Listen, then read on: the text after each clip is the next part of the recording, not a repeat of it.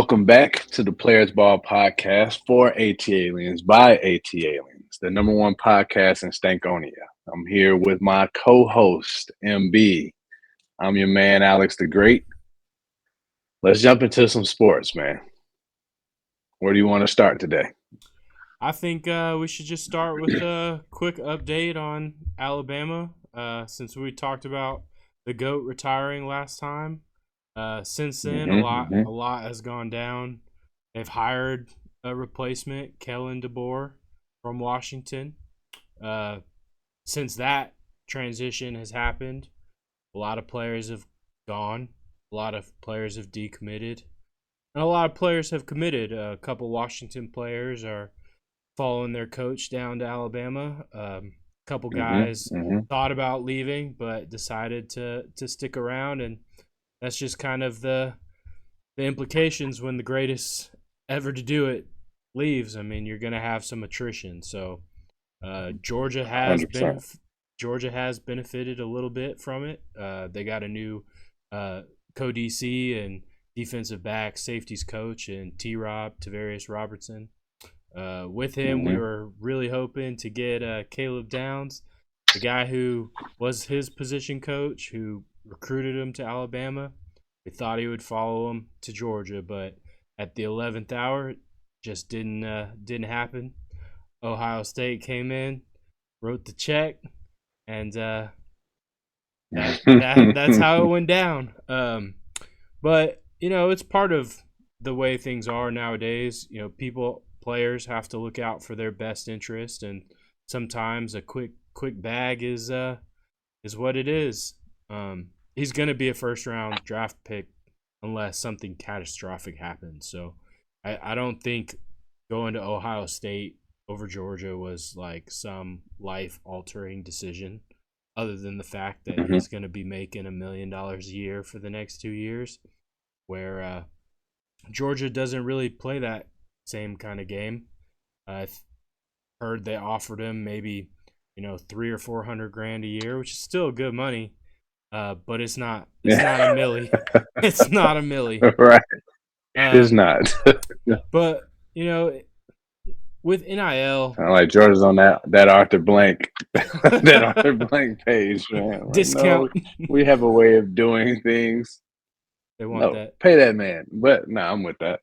So they didn't necessarily need him. He definitely would have elevated them, but they had some solid safeties from what you were telling me. So yeah, they'll be okay. I mean, he definitely would have elevated that roster. There's no denying that. They would have had the best safety tandem probably ever to play the game. But Georgia has a little bit more level-headedness, I think, when it comes to NIL, and they have the luxury because they've won 2 of the last 3 national championships.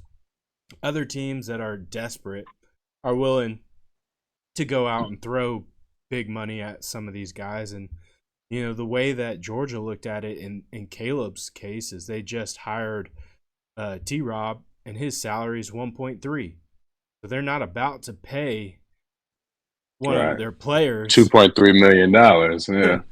More than his position coach. And in a lot of cases, that is occurring. And you look at Ole Miss, for example, they had best running back in all of the SEC. They brought in all these players from the transfer portal, paid them big money. He saw it, was like, hey, where's mine? They said, I'm sorry, we don't have any for you.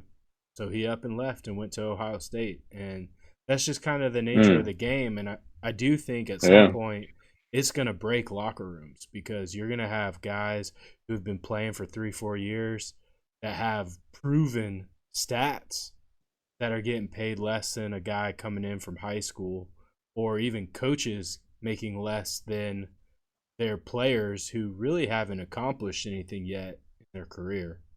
So it's going to be interesting to see how that whole thing plays out down the road. Yeah. I mean, some regulations, some rules put in place around NIL is probably necessary, but I think it's still going to be, a capitalist setup, right? I mean, it works in the NFL. You have rookies coming in making more than veterans, like our rookie. Bijan came in. He made more than a lot of veterans.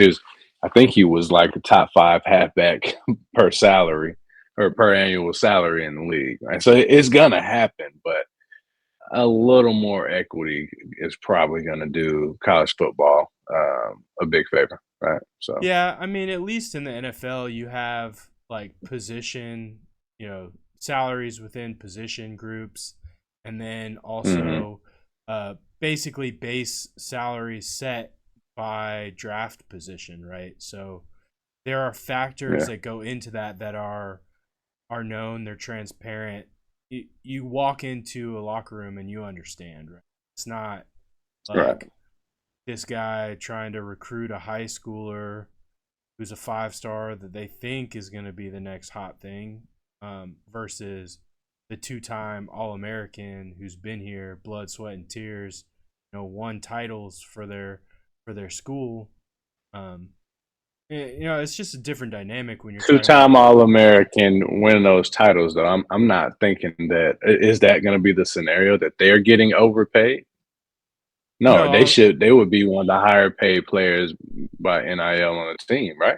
If they it have depends. those accolades. I think it depends on the position, as well. But yeah, I think in Georgia's case, they're very cognizant of their veterans who, have accolades, 2-time All-American, whatever the accolade may be, not getting paid less than too many incoming freshmen, right? Because that's Yeah, the and thing. I can respect that as long as it remains a winning formula, Yeah, I mean that. which they were a game away from the playoff, and Alabama's always had that number. Who knows if Nick Saban is known all year that he's going to hang it up after this season, right? He may have, he may not have, but if the consideration was there, his players may have known, and they weren't going to let him go out without beating Georgia, right? Go Dogs, but Yeah, Nick Saban he's been a kryptonite of sorts.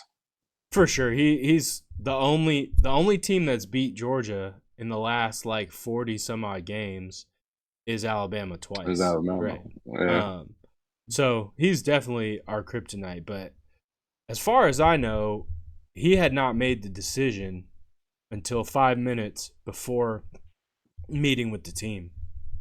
That he was on the phone with his wife and he had been contemplating it, but he hadn't made the decision yet until then. And right. before he was on the phone with his wife, he was on the phone interviewing a potential wide receivers coach or some position coach. So, Oh, okay, that's interesting. yeah, so I do think So it's there was a decision to be made, but the decision had not yet been made. right. He was considering it, but it definitely wasn't a I'm walking away. Week 4, he wasn't like, I'm walking away at the end of this. All right.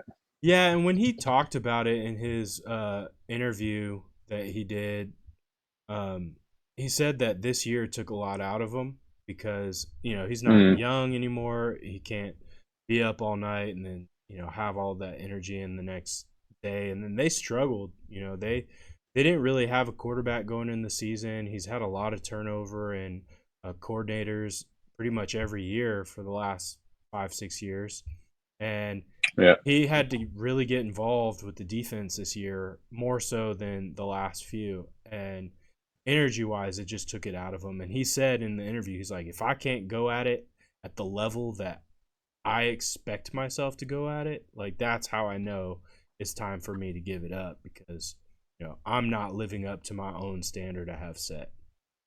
And Right.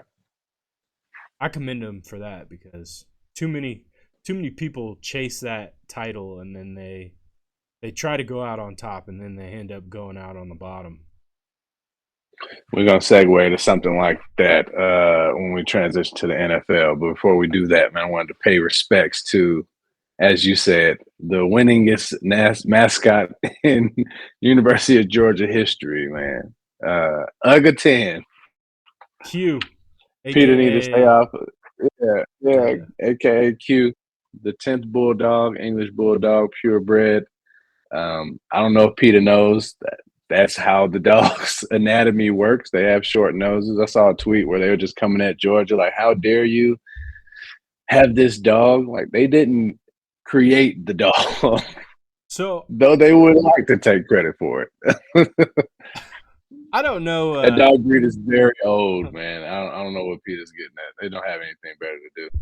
I don't know how much PETA really knows about UGA other than he's a mascot, because he's not owned by the University of Georgia, for one. He has his own family. The same family has been providing UGAs for the last 10, 11, if you count the current, right? Like, and he lives like in a family home, right?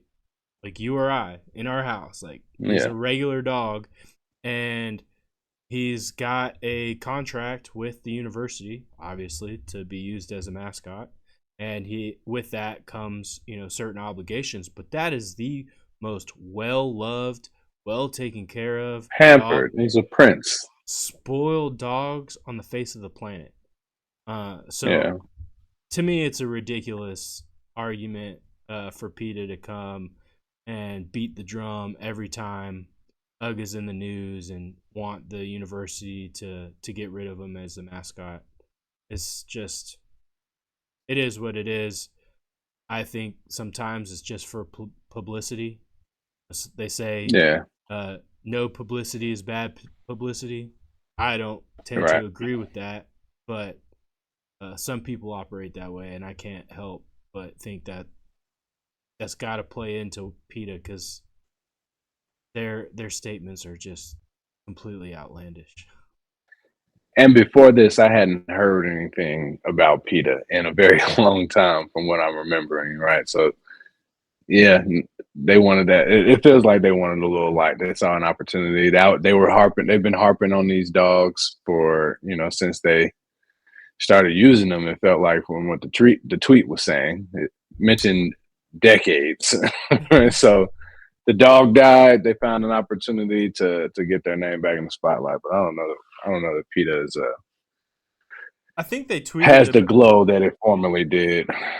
I think they tweeted about it when we won the national championship as well. So it's like every year someone from the organization decides to bring it up again. It kind of reminds me of all the outrage over the chop. Like someone has to bring it up every year. It's not going away.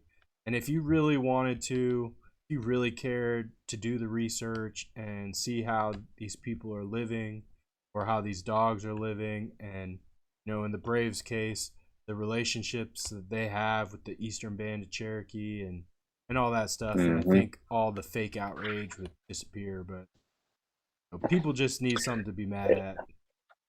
I was gonna say it might not go away. It would switch focus onto something else, but that would be good too. All right, you can't. There's legitimate reasons not to be mad at something. If you can't legitimize your anger, you're just gonna transfer it to somebody else. These types of people, right? These anger mongers, they just want to be mad about everything. Yeah, but rest in peace, Q. The current dog, his first year, we didn't get it done, but I believe that we'll win a few under UGA 11, and I mean, 10 years for an English bulldog is not awful. I mean, my dog Summer, she made it 9 years. Now she got sick, had some health problems as well, and passed away. But 10 years is not a bad life for a dog. No, not at all. Not at all. Finley was 10, and I mean, I don't know what caused his cancer, but without that, my man's still running around like an animal, because his was quick. It was a blip, and he was gone. Yeah, that's how Summer was too. My cousin used to own English bulldogs. Rocco, maybe, I can't think of his name, but he lived a good long time. Shout out Alyssa. But yeah, man, dog love is real. Yep. DAWG and DOG. I mean, we got two dogs right now that have they're named after some UGA greats. We got a Kirby, you know, Herschel. Kirby. No, no. So we stick with the coaches, and so Oh, you know okay.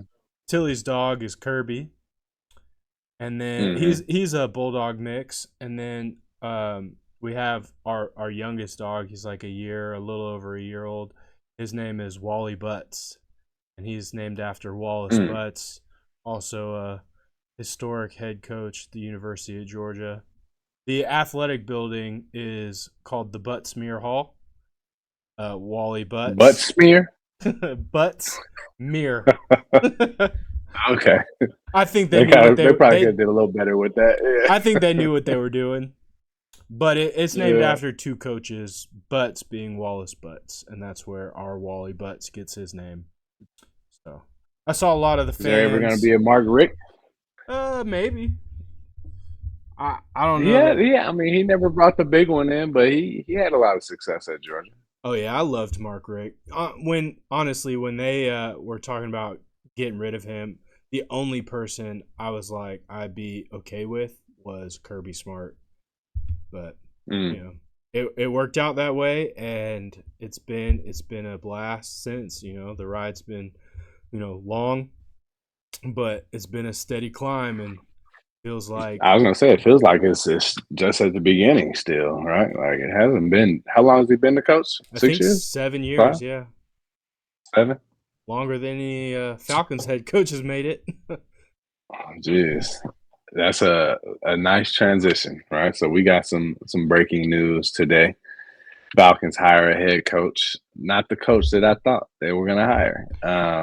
We had an episode where we discussed all the potential coaches, and this name was mentioned. You mentioned Raheem him. Morris. You brought him I up, did. I and did. honestly, I got to give you props for that because he was not a name I even had on my radar until you brought him up, and you know it happened. We're Right. hiring him. I was listening to some fan reactions this evening on the radio, and uh, by and large, most of them were pretty negative, and I was kind of surprised. Really? Yeah, a Huh. lot of people. I think you mentioned to me you were basically convinced that it was going to be Bill Belichick, Yes, and sir. I was. I think the media. I don't know if you've watched the playoff games these past weekend or the weekend before, but every broadcast has brought up the Falcons, which is really strange to me as a Falcons fan. Like we get no media coverage unless it's something like ridiculous, like a 28-3 Super Bowl loss, right? Yeah. Like, There's an opportunity to hate. right. And so they've been bringing us up so often that like it's been a weird feeling to see our team get some coverage, and it's because of Bill Belichick and Jim Harbaugh being names thrown around associated with the team, and so I think it built the fan base up to think that we were going to get this big splashy hire, whether it be Bill or Jim. Jim ends up signing with the Chargers yesterday, and Yeah. we end up going a different direction than Bill, and I think a lot of fans, because they had so much media coverage and built up excitement around those names, that when they heard Raheem Morris, their instant reaction was disappointment. And I think Right. that's natural. Right. But I think it's a good hire. Now, what I didn't know, I do think it's a good hire. So let me tell you how I feel about it with Belichick. And on that pod, I was telling you like, yeah, I want it. Bring him in. Right. If we have him for 2 years, 3 years, 4 years, I want him to go ahead and come in here. And if we don't have him for a long time, I'm not here for a long time, just a good time, baby. And I thought that Bill Belichick could come in here, elevate the coaching staff and get us a win. But I think by and large, the reactions to the news about his second interview were negative, right? People didn't want Bill Belichick, and they started bringing all his names out. They didn't want him here. The media didn't want him here. There were several times where 929 there was who is it? Mike Bell. He was like, hell no, right? But I think as as it got closer and closer to looking like the decision had been made, people started to get on board, and you do that by realizing the potential that could have done, right? You realize who he was, right? He hasn't had a great track record the last 4 or 5 years, but before that, that man was and is the GOAT, right? He had success before he was a head coach. He had success as a head coach, and I was excited about that. I thought it was all but a done deal. So that's where my disappointment comes from. Raheem Morris is a good hire. One of the things I was saying on that particular episode was that how I've heard about him being much loved by his fellow coaches and the players. So they say it should be a walk in the park for him to get in some very quality coordinators to help him run the show. And that the players just love him. So he is a locker room guy, which is awesome. I'm stealing the words from our former fullback. He was on the radio earlier. So I don't want the Brotherhood 2.0, right? Because he was here with Dan Quinn. So I'm not looking to repeat that. That's one of the things is like a con from the hire. He was on that staff, but he's had success since then. He was a defensive coordinator that I didn't actually realize. He was defensive coordinator for the Rams when they won the Super Bowl. And he's been with them ever since. And they've actually just been a solid group. Like they overperformed, they overachieved this year, much like we did last year. They didn't have a whole lot of talent. Obviously, they have one of the best football players of all time on their defensive line, but short of him, it wasn't a bunch of heavy hitters on that offense. They were just well organized, well coached, or defense, I should say.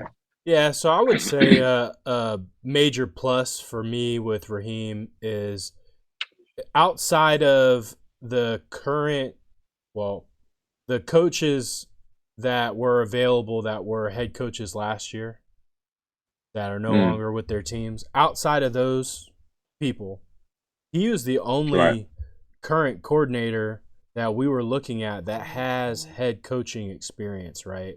Like he wasn't head coach for a full year, and yes, he had the interim tag in front of his name, but he at least had the experience running the organization from that seat.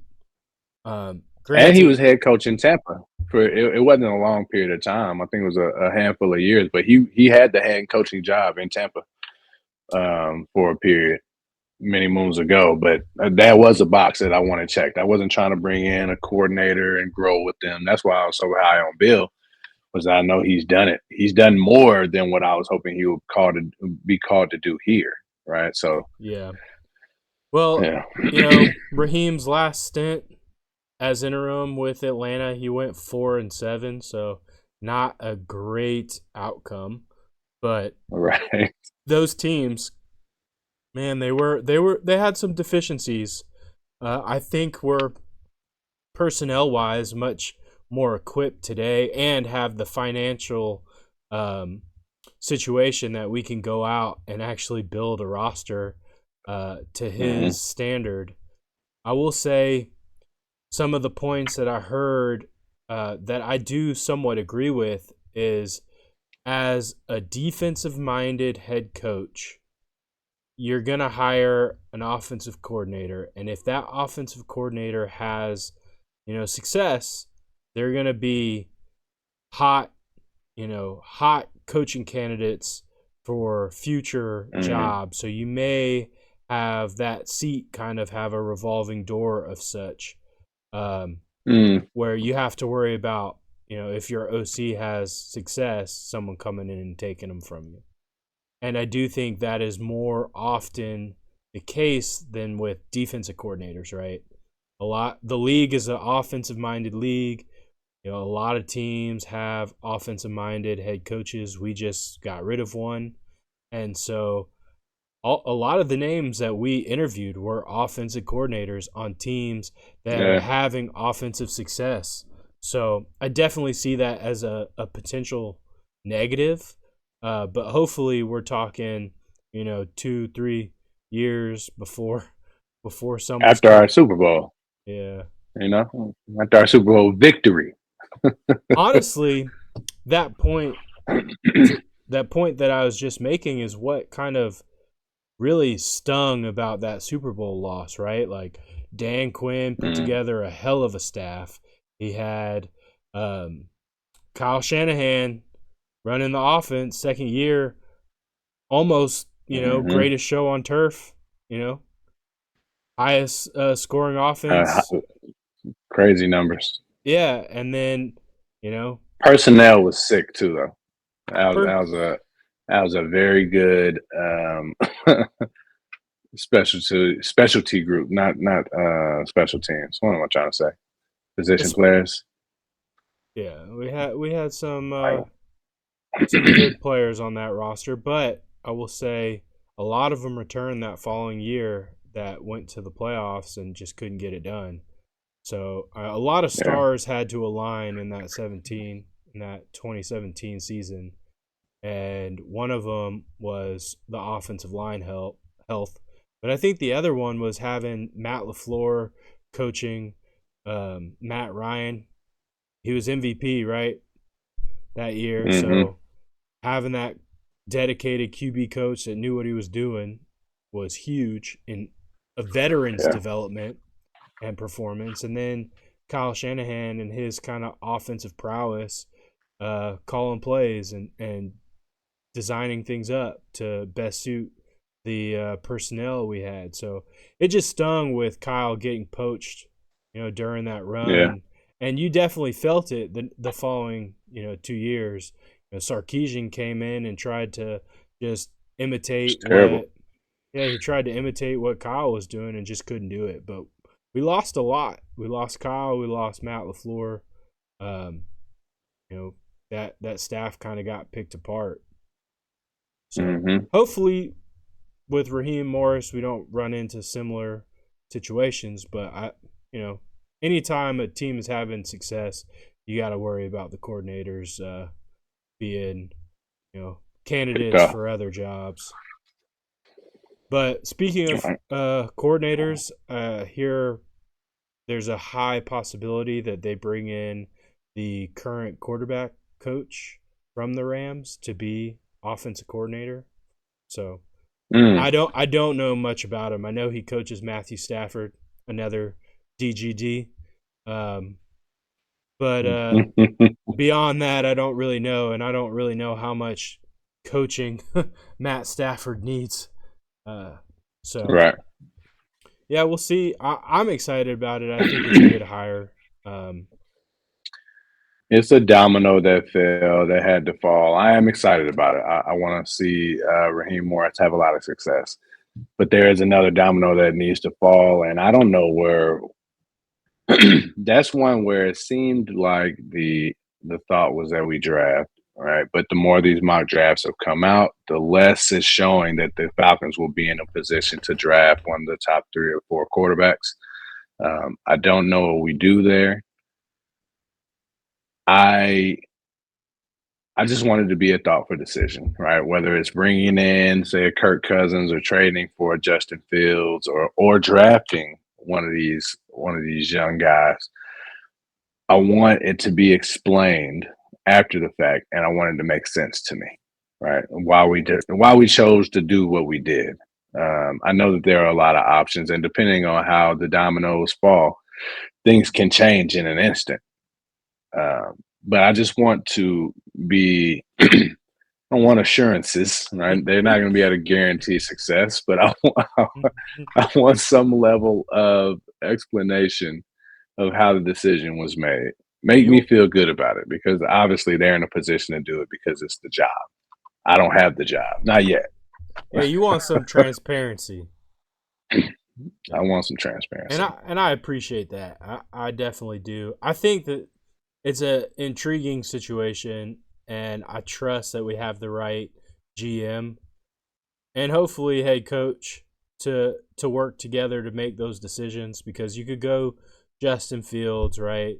But what do you sacrifice to get him? I think you could give up, Yeah, maybe a second, whatever. I think you don't have to necessarily completely throw your draft capital away to get Justin Fields. Or if Yeah. if Chicago wants to retain Justin and wants to give up the first pick, then you might have to give up a considerable amount of draft capital, but you'd have your pick Right. of whoever you want. And then you brought up Kirk Cousins, like he technically doesn't cost you any draft capital. Well, he wouldn't cost you any draft capital. Right. He's free agent. Yeah.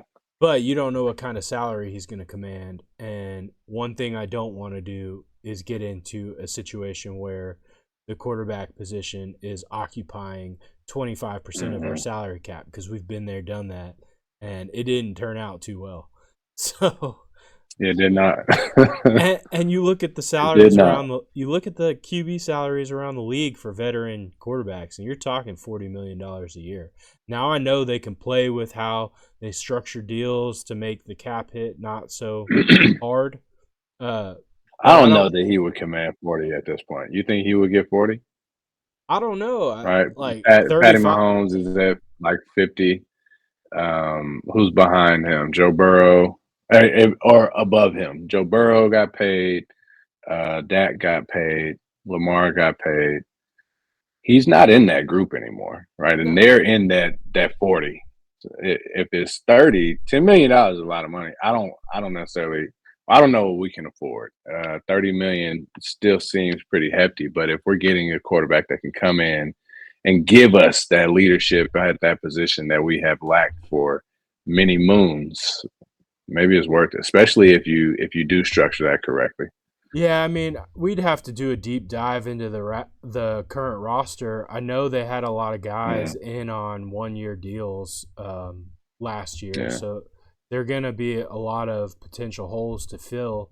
And I think the number that I've heard for cap space is around 100, 110. We don't really truly know the number because they haven't announced and won't announce for quite a few weeks what the salary cap is going to do next year. We know it will go up. We just don't know by how much.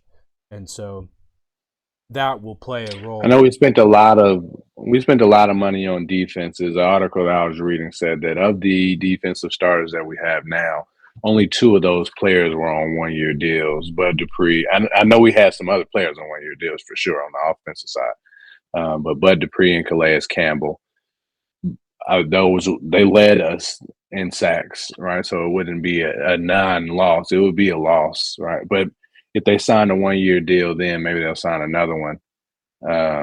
So at least on the defensive side, we wouldn't have that many holes to fill. On the offense, I'm not sure of the number, but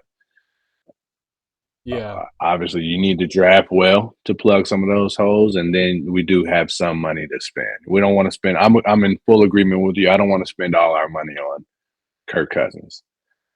But if we can get away for giving him, 30% of what we have right now available, not even our total cap, just we have some money to burn. If we can give him enough of that to where we still have money to upgrade and or plug those holes.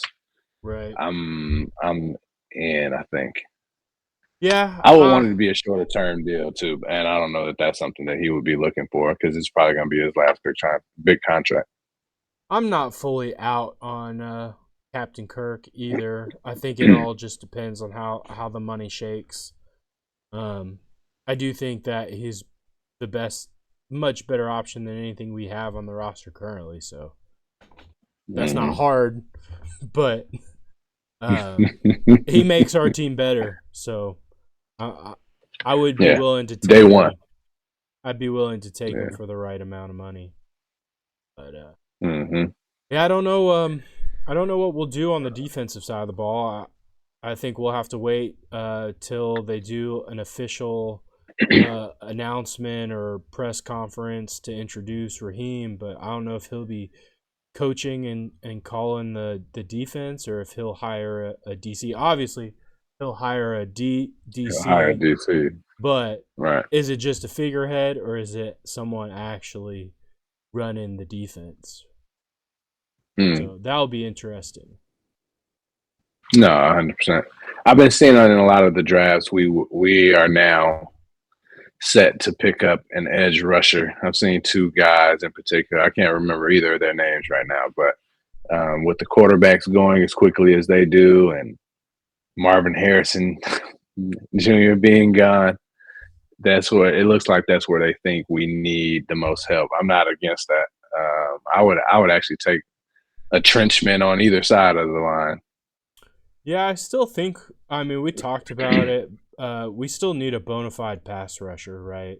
We need someone who's going to give you double-digit sacks consistently. Double-digit sacks. Yeah, I mean, see that, but that our rookies doing that. I don't know what Micah Parsons did his rookie year, but well, he's a freak. Even who was drafted? The Lions. The Lions. Aiden Hutchinson. I don't know what Aiden Hutchinson. Yeah. I mean, I know he was a difference maker in year one. I just don't know what his stats were. Yeah, I mean, maybe you can draft that guy. I think I'm convinced, but based off the two names that you dropped. I mean, you got Joey Bosa. You got. I'm just gonna name some like high draft pick edge rushers: T.J. Watt, Joey Bosa. Was Nick a high draft pick as well? Nick Bosa. Yeah. What's his name? Chase Young, which I don't know how his. He's a free agent too. I don't know how his rookie year went, but not that good. He got hurt. I do think you can get a difference maker day one at that position. Yeah. So, I would like to see us draft defense if we're not going to draft a quarterback. Yeah. If we can't get a quarterback, well, no, I still stand by what I said. Either an offensive lineman or a defensive lineman, the best at the position, best that's available at that position. Yeah. Our Iron Man, Jake Matthews, he's getting up there. I think he still had a decent year, but it might be time to get his replacement in here. I've never been a big fan of Jake Matthews. I've always felt like he was overhyped. He was the 6th. He's your longest tenured Falcon right now. Yeah, and he was the 6th overall pick. And don't get me wrong, he's had a solid career, and he's a solid tackle, but he's not a star. He's not a game changer. And I know that. But he has sticking power. Longevity, it's got to be, if you have a triangle, right? That's got to be one of the points. He's been around as a starter, so more than serviceable for all those years. He started as a rookie, and he's stayed relatively healthy, right? So, I definitely give it to him, but 9 times out of 10 over the last 5 years, if there was a holding call or a block in the back, man, it was Jake Matthews. You'd call it without seeing it. The last 2 seasons were a little different because you had the rookies playing. But when you still had Alex Mack and you had some of those veterans in there, he was your weakest link. He was the one that screwed us in the Super Bowl missing blocks. Well, that was Devontae Freeman. But he's not a blocker. Because Jake Matthews missed the guy first. No, that was on the right side of the line. I'm just making a joke, but stop slandering that man. He gave up plenty of pressure in that game and sacks in that game. Yeah. So, and penalties, man. We talked about that staff, man. If we can, let's do a quick playoff synopsis, right? So Kyle Shanahan, he left us. He's went on to be very successful as a head coach. He's been to, I think it's 4 out of 6 NFC championships since he's been the coach of the 49ers. They're back in it again. I'm pulling for the Lions. I actually think they have a legitimate chance. But I think the Lions have a shot. The 49ers are a better team. If they just blow them out the water, I'm not going to be super surprised. All right, but I think I don't know. That's a tough one to pick. If I'm picking that game, I'm picking the Lions because I want them to win. I want to see the Lions in the Super Bowl at this point. I'm And picking the then on the Lions. other side, you picking the Lions? Yeah, and I'll tell you why in a second. I'll let you finish. Okay. On the other side, you got the Ravens and the Chiefs. It's really hard to go against Patty Mahomes. And now he does have a good defense. On one of those first episodes, I couldn't think of his name then, but Rashid Rice, he's a beast. He's a rookie. He's been showing up big time. Travis Kelsey looks like he is coming back to life. You know, Taylor be damned. And even Clyde Edwards-Helaire. I know I'm an Isaiah Pacheco fan, right? But when you have two people back there that can do that thing, because Clyde Edwards-Helaire, he had some really good runs last game too. It's hard to look at them and say the Ravens are gonna beat them, but I think the Ravens are gonna beat them. Long explanation to go the other way. I do like the Ravens at home against the Chiefs. No one's been able to beat Mahomes yet, but I think this is the year that he catches that L. You know, Burrow beat Mahomes. Yeah, he did. He did. Yeah, not many have. But yeah, I'm with you. It's hard for the Chiefs because they've proven time and time again that they show up in the biggest moments and that they just have a level of grit and toughness that they just won't go away. And it's hard to bet against that because it's like the New England Patriots when they were in their prime. Like, they just always found a way. But I do think now, a friend of mine said he thought that window may have been closing. You know, that Chiefs window. I do. I think they're on the decline. I was just about to make my next point, which is I think the Ravens are the better team. Yeah. I think they're the better roster. They're the better overall team. But it's hard to bet against the Chiefs just because of history. But I am picking the Ravens as well. So I am thinking I'm going to change my pick. I blame you. You mentioned you didn't say skill positions specifically, but that's where it went to my mind. If we're going, I think that the Ravens offense and the Ravens defense both performed better than the Chiefs on either side of the ball throughout the year. But if we're talking about skill positions and players that have been there and shown that they are the man, you have two GOAT candidates in Mahomes and Travis Kelsey. You have a very good rookie in Rashid Rice. I don't know who. Zay Flowers is a rookie as well. He's talented, but I think Rashid Rice, I give him the edge in that. On the ground, is it Gus Edwards? I know that the Ravens signed one of the Cook brothers, Dalvin Cook. They signed Dalvin Cook, but he's like third string. He got some spin the last game, but it was towards the end of it, and they were already blowing them out. But I give that to Isaiah Pacheco and Clyde Edwards-Helaire. I don't know about the offensive line, and that's a big point, right? If the Ravens have a better offensive line, then maybe they can fend off Chris Jones and company a little better. Their defense, I think, is just better, hands down, the Ravens defense. Yeah. I'm sticking with the Ravens.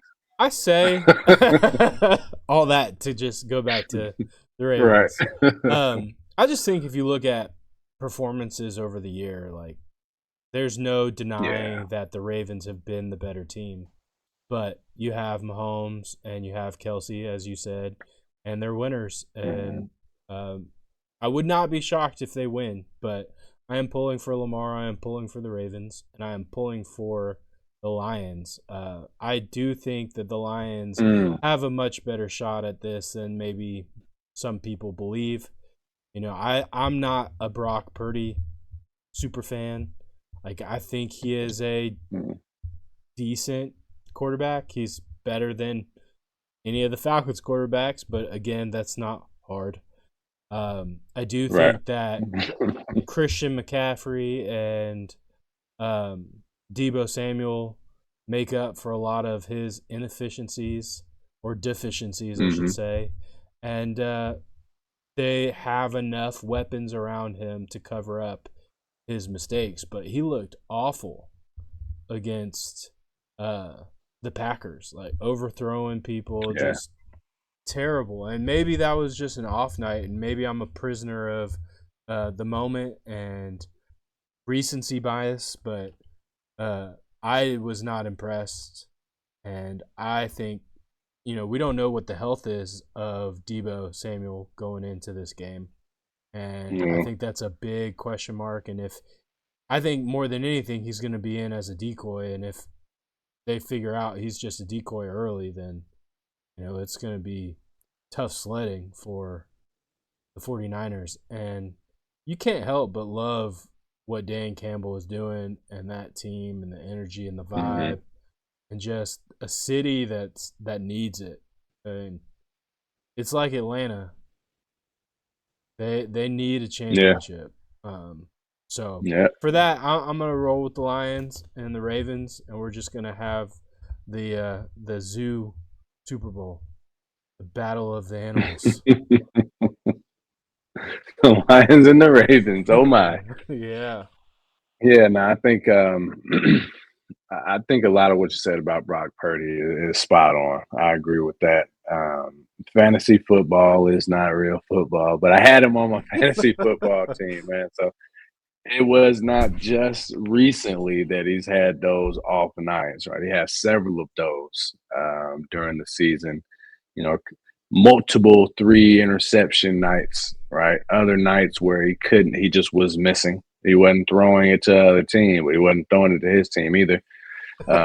He's shown that he can perform, but it's not at all a guarantee that he shows up and balls out. Yeah, I heard a conversation about him, and the term that was thrown around was game manager, and Mm, there's usually a negative connotation with game manager, and I don't think there should be. I think, um, a game manager, the negative connotation is that you just want someone that's not going to lose you the game, right? They're not going to win you the game, but they're not going to lose you right. the game. They're going to just make the plays that they need to make, and let everyone else around them perform. And I think that's an accurate description of what Brock Purdy needs to do. But there's still an inherent ability that you have to have, and you have to have some level of skill to be able to do that.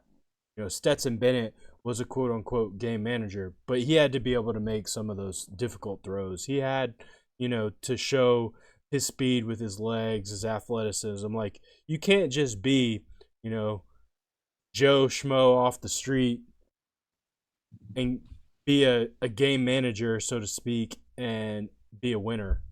And so, So you're saying I couldn't do it? yeah, No, I'm just neither could I.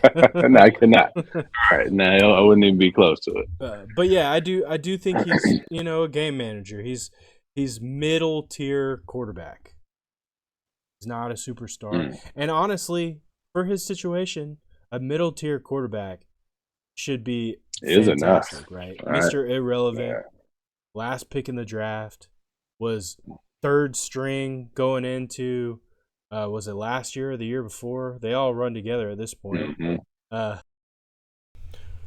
So they went out, spent all that money to get Trey Lance, and Brock Mm-hmm. Purdy ends up being the guy who takes them to the playoffs. Right. Would you take a shot at Trey Lance?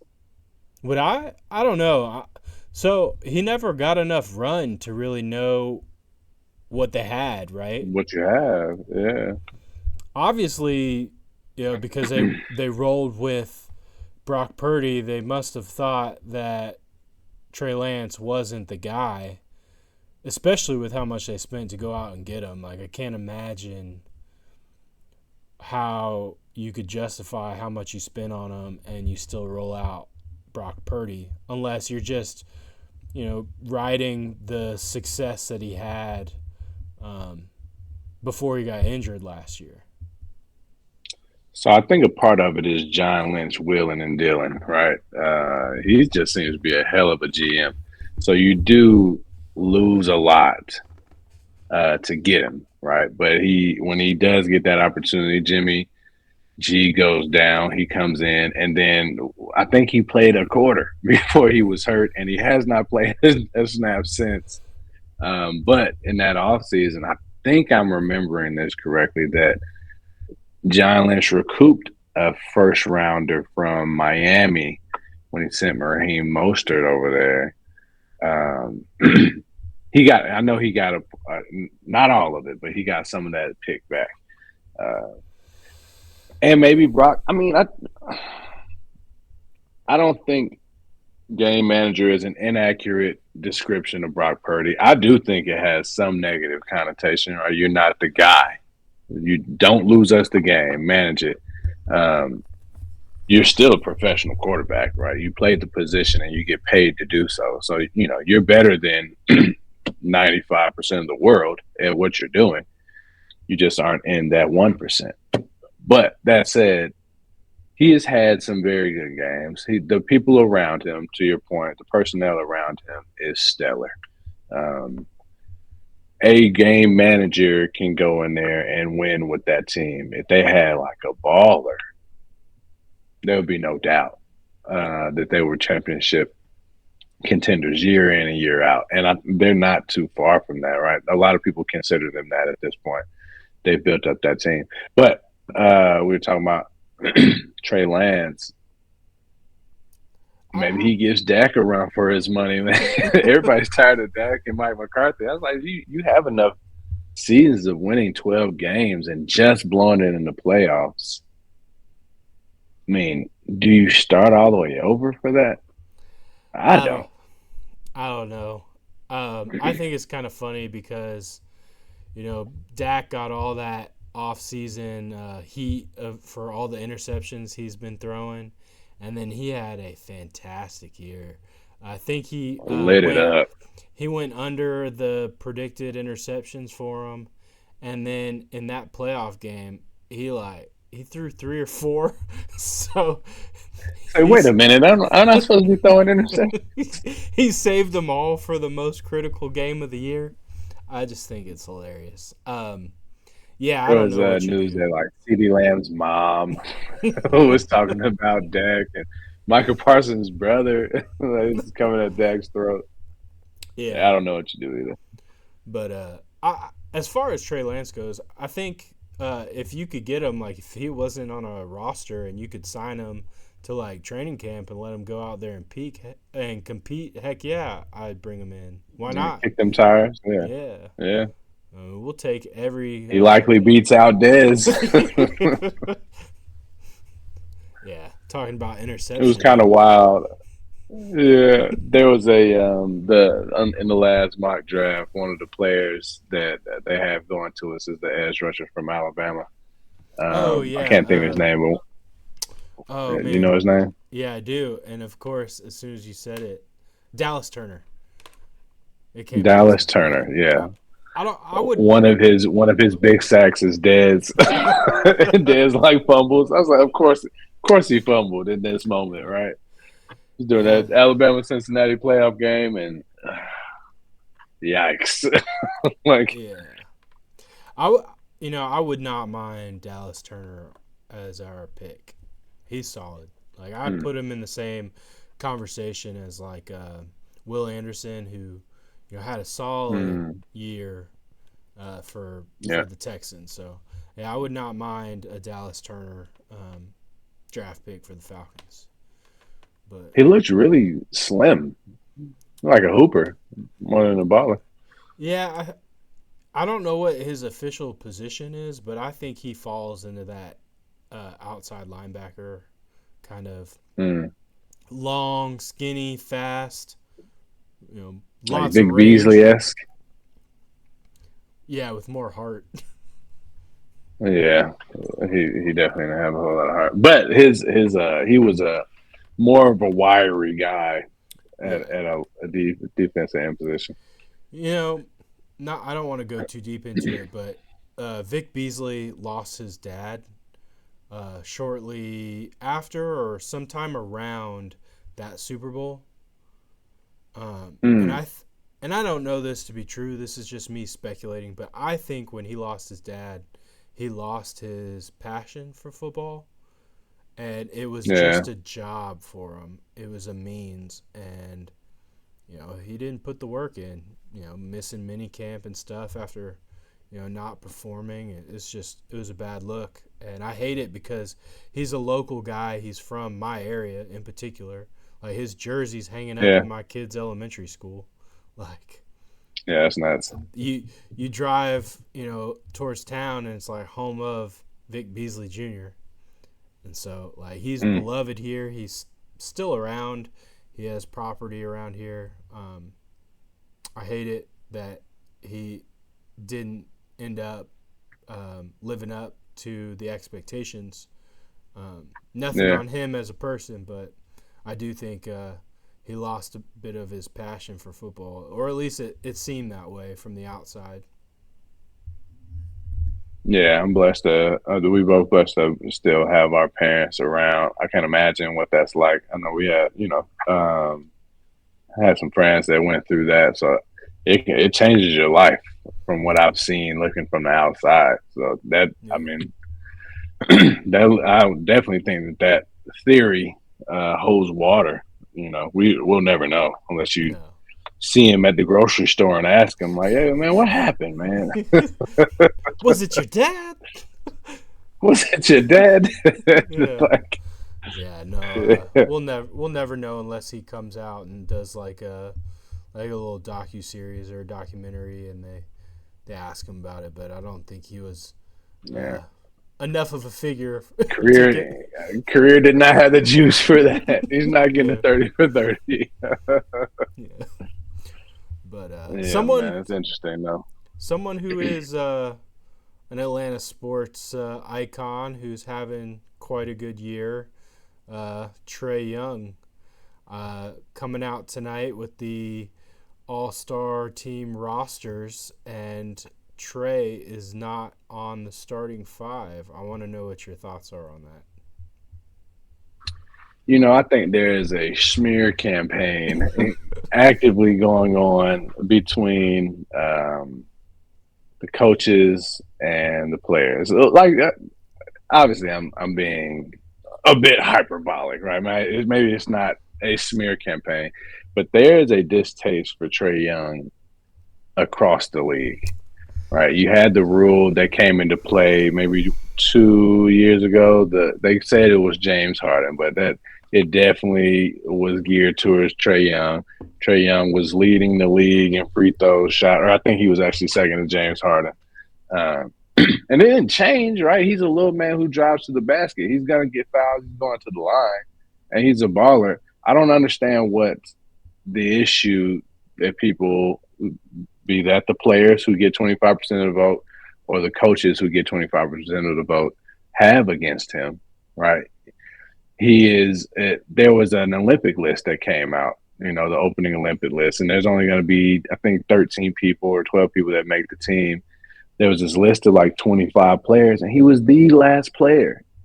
Yeah. Right? Like there's just this abundance of top tier passers in the league that are better than Trae Young, and there's not. Right? My man is second in the league in assists, behind Tyrese Halliburton. Tyrese Halliburton is a dog, right? I think Trae Young's better. There are a lot of people who would disagree with me, but he's still second in assists. He's top 10 in points. He is, last I checked, I think he was 8th in steals. And his turnovers are high. He's number 1 in turnovers last I looked. But Trae Young is a beast. I don't get it. I do not get it. And before Tyrese Halliburton was in Indiana last year, like 2 years ago, Trae Young didn't even get a nod for All-Star at all. It doesn't make sense, and I don't know what's going on with it. Name the NBA players, current NBA players, that are averaging 25 points or more per game and 10 or more assists per game. Trae Young. That's the list. That's the entire list. That's the list. So that is the list. So I'm with you on a lot of the points you make. I don't necessarily fully believe that there's just this league-wide hatred or smear campaign to oust him. I think that the NBA is a popularity contest, 100%, especially when it comes to these types of accolades, All-Star rosters, USA, Dream Team, election. So I do think that there may be some biased maybe against Trae, but I think some of it may be because where he plays. And I say that because, Atlanta is viewed, right or wrong, as a smaller market. And so he's not in LA, he's not in New York, he's not in one of these primetime markets, he's in Atlanta. And because of that, I just think his stardom gets kind of diminished a little bit, despite what he's doing on the court. And I don't think it helps that the team itself is below 500, that they've been No, it doesn't. That definitely doesn't help. They've sneaked into the playoffs like an 8th seed or a 10th seed last couple years. So I don't think that's helping his case. Now, I do think that there was kind of a target put on Trae specifically with that rule. Like, it's completely bogus, in my opinion. Like, if I'm running full speed and I stop and you crawl up my back, that's a foul. Like, that's part of the game. It's a foul. Learn how to defend, right? Like, I don't really like that particular rule change. I understand why they did it, because they felt like it was diminishing the entertainment value. But, like, learn how to defend. Like, you adapt. He's playing within the rules of the game, right? Yeah. And then from there, you had Steve Nash. There was another coach who came out and were, expressing their distaste with the way he plays basketball. I'm like, get over yourself. Yeah. So, I'm a little surprised. I do think, once again, it is a snub for him to not be All-Star. Now, I don't know if they've released the bench, like the rest of the rosters, but for him not to be a starter seems a little bit biased. Right. It is hard because there are only so many. I mean, you have 2 point guard starters in the All-Star game, and how many in the league, and there are some great players out there, but he's having a fantastic year despite the losing, and I do think that he deserved more consideration. So, I think from when it started, the Trae Young hate, the smear campaign, maybe it had something to do with that first big playoff run, like taking a bow in the Garden. I love that. I don't think that you should handicap someone's fun if they are performing.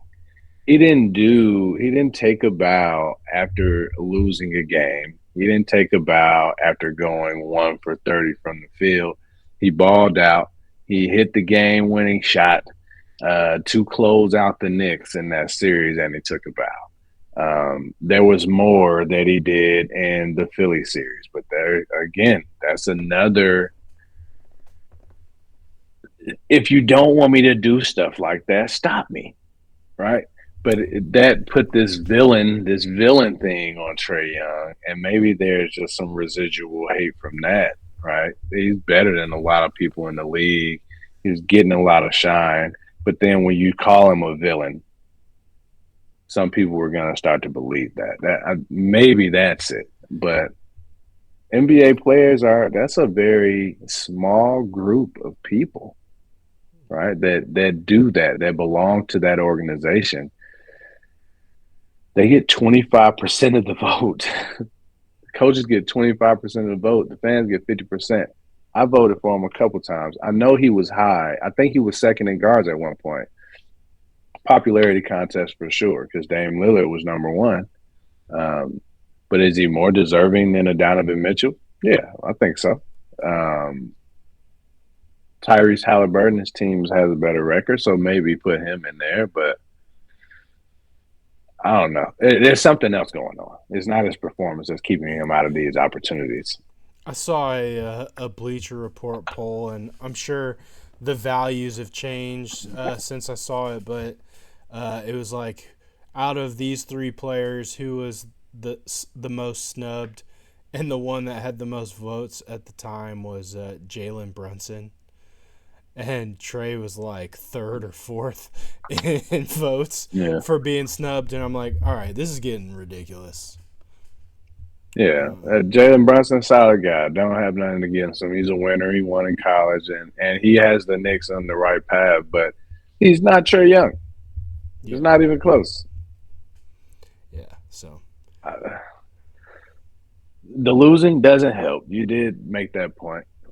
And I hope they get it together. I know we talked a little bit of Hawks, but I'm willing to blow it up. But I'm not trading Trae Young. Yeah, I would like to keep him. I like to keep Jalen Johnson. Anybody else can kind of go.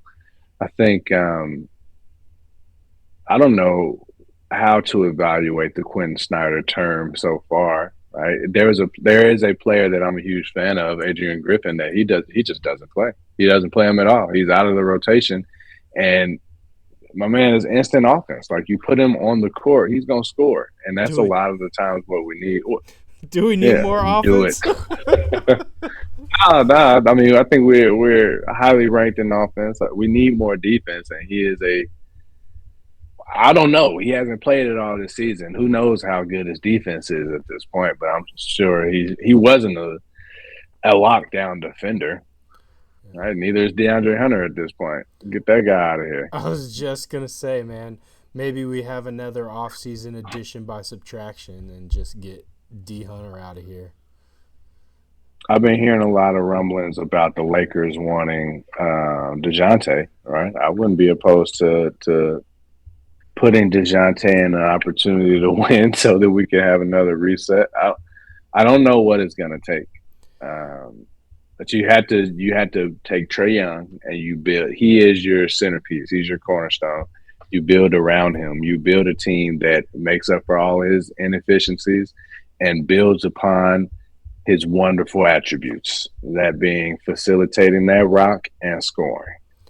Yeah, I would love to do a big segment, a longer segment, just on dissecting the failures, so to speak, of the DeJounte Murray, from the trade, what we gave up, to the loss of Travis Schlink over that trade, to the experiment of two ball-dominant guards playing together and working, and it clearly hasn't worked out.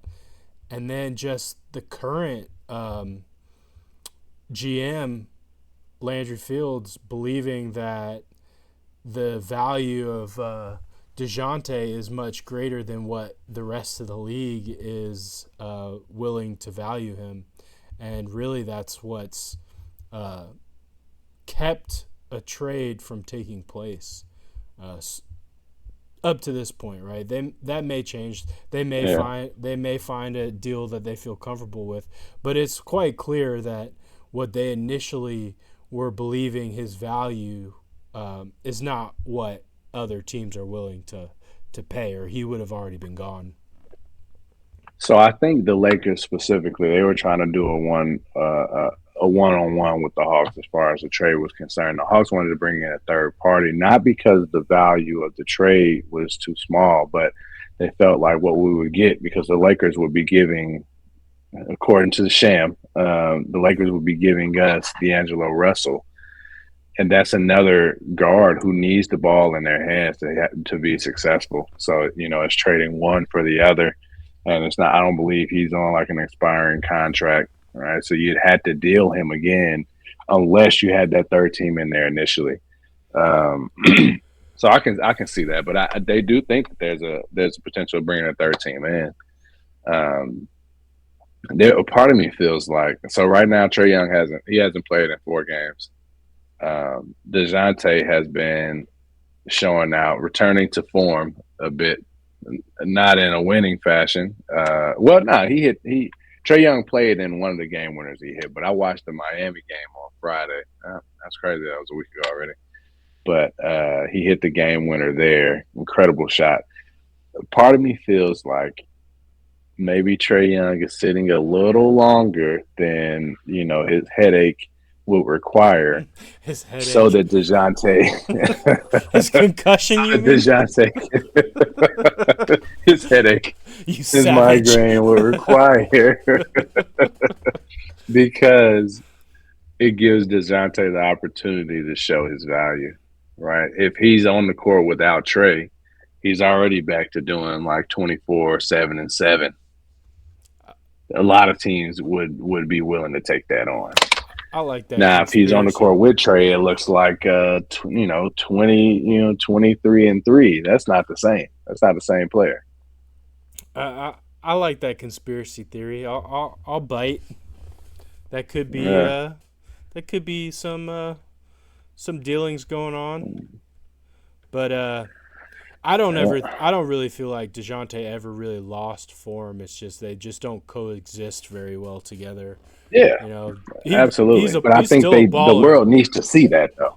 Yeah, Yeah, he's yeah, still a he is. baller. I love DJ's game.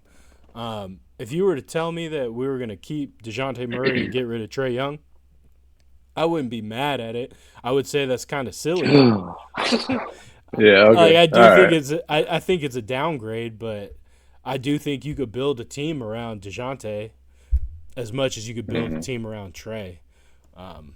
But I choose Trae over DeJounte as well. Yeah, I do too. I think even at the playoffs last year, they were playing team, but they beat the Heat to get their spot. The Heat went on to beat somebody else, and they eventually went on to go to the NBA Finals. But because of the slot that we got in, we ended up running into Boston. Boston was seen as the heir apparent. Um, they haven't had a good showing once they made it to the finals, but all the way up to it, they've been very good. They're a very good team, and we gave them a lot of trouble. Like we went to 6 games, um, and I think that balance between Trae and Dejounte showed successfully there. Um, the idea this year was that Trae was going to be able to play off ball more. We haven't seen that, but the offense doesn't move when he's playing off ball. Yeah. Right? Dejounte he's a good point guard. He just doesn't have the level of facilitation that Trae Young has. So it's kind of hard, right, to expect Trae to run off screens like Steph. He doesn't shoot nearly as well as Steph. Needs the ball in his hands to have success. So yeah, I do think it was a failed experiment. Um, I'm glad that DeJounte is able to get some shine right now because he is still a very good player. But it's probably time. Yeah. Well, I mean, the trade deadline's coming up. We'll see what happens, and hopefully they have a better second half than they've had first half. And the last couple days, it's kind of been unique because Trae's been out hurt. Maybe some of that is planned by the GM. Who knows? But All right. prior to that injury, it did seem like this team had some positive momentum that they were building. So 100%. I hopefully, think it was 3 out of the last 4 games were wins when he was playing. yeah. So hopefully, Trae gets back. They get back to winning, and they have a solid second half of the season. And I don't think there's a whole lot of chance that they're not a play-in game team at this point. But hopefully we're not the 10th seed or, worst case, sitting at home because I do think there is a chance that it goes that direction and we don't even make it. Yeah, and if we don't make it, I think that Blow it up. they do blow it all up. Yeah, and that likely, maybe not likely, but that definitely increases the odds of Trae Young being a part of that, like being shipped on out of here, get him to somebody where we can get some draft capital to start all the way over. It doesn't seem like we like anybody that we draft except for Jalen Johnson, but he's one player out of like 6 his last couple of years. But this is Adrian Griffin had a good rookie season last year. Then Quinn came in and benched him. Kobe Buffkin, no run. Seth Lundy, no run. There was another point guard who I thought was actually pretty good. He was drafted with Jalen Johnson. I can't think of his name now, but no run. He was G League and out. So we'll see what they do. We're not great drafters since Trae Young. So I don't know that we can say that it's even a draft problem because Jalen took a few years, but anyways, we're coming up on time. My dogs are freaking out. The lady has finally returned, so yeah. Tell the queen I said hello. I will. But it's been real. I've enjoyed our conversations, and I think we have a whole lot more Hawks we can discuss maybe next week. And 100%. Been enjoying the conversations. So let's just keep them rolling. Oh yeah, man. I'm gonna keep that momentum going. Yes, sir. Well, I appreciate all. I'm out. I appreciate all our listeners staying this long. Oh yeah. Likes. you gotta subscribe, follow. Yes, sir. Gotta plug it. Yeah. Comment. Man. Yeah. Let us know what you want us to talk about. Let us know what you think of what we've been talking about. So keep joining the to your success. Yes, sir. Good night. All out. Players ball. Out.